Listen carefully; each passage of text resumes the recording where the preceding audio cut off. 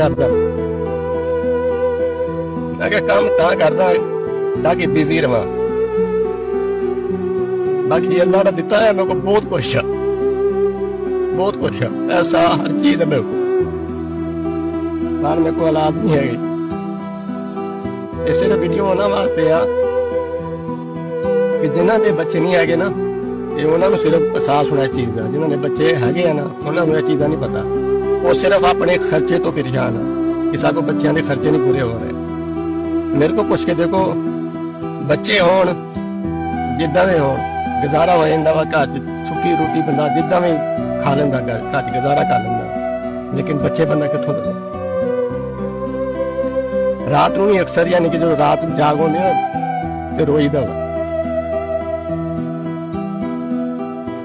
रात को अक्सर रोईदा